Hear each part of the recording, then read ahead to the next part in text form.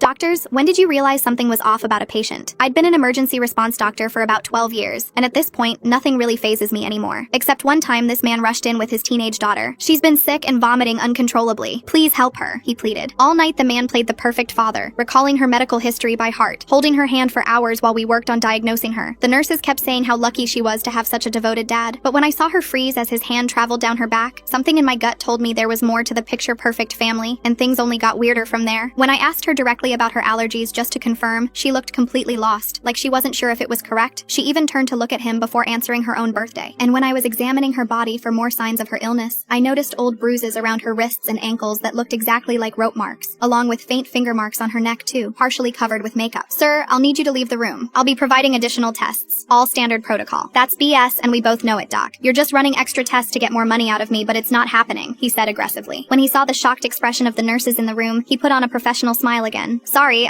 she has anxiety and really needs me around. Please don't separate us, he said softly, sounding so sincere that I didn't push it anymore, but the red flags were still there. So during my break, I decided to check out their story. I called the previous hospital he'd mentioned in California, but they had no record of them. Then, the insurance numbers he'd given didn't match the standard format we usually see. When I went back to draw blood for tests, I was watching them more carefully, noticing the way she flinched or leaned away from him, the way she stared at the nurses that came near, like she desperately wanted to say something but couldn't. While he was distracted with his phone, she looked straight at me and mouthed, "You to me, twice. Help me." I kept my face completely neutral while every bone in my body trembled. There wasn't much time left, and I needed to separate them somehow. I walked over to him and said that his car was being towed from the ambulance bay. He didn't even look up from his phone. "I don't care," he said. "Tow it. I'm not leaving until she's okay." I pushed harder, told him they were about to call the police for blocking emergency vehicles. That got his attention. He stood up fast and said, "Fine, we're leaving then," and actually started disconnecting her IV himself. I stopped him and said she needed an urgent CT scan because the vomiting could indicate brain swelling. "I'll take her to another hospital," he said. I told him if she had a brain bleed and he moved her, she'd lose her life instantly, and he'd be under suspicion of neglect and endangerment. His eyes narrowed, thinking. Finally, he stormed out, saying, "Make it quick." The second he was gone, I dragged over one of the other nurses who spoke Spanish to help communicate with her. She says she's 12 and from Honduras. She was taken from the streets on the way home from school and has been here for 8 months. She slept in a house with other girls her age. They hurt them, send them to other men, then take them back to eat medicine. Most importantly, that man is not her father. Before I could call security, the man rushed back in and shoved the nurse onto the floor. He grabbed the little girl's wrist. "We're leaving. Now!" She started screaming no over and over. "Sir, stop it!" I yelled, trying to pull them apart. "She's my daughter," he yelled. This time the girl found her voice and screamed in broken English. "He's no father!" 4 other nurses rushed in to grab hold of him, blocking him from leaving the room with her. Security finally arrived just as he was pulling a weapon from his pocket. The girl was safe, but what still haunts me is when the officers reviewed the hospital security footage. He'd been here before with 3 different daughters.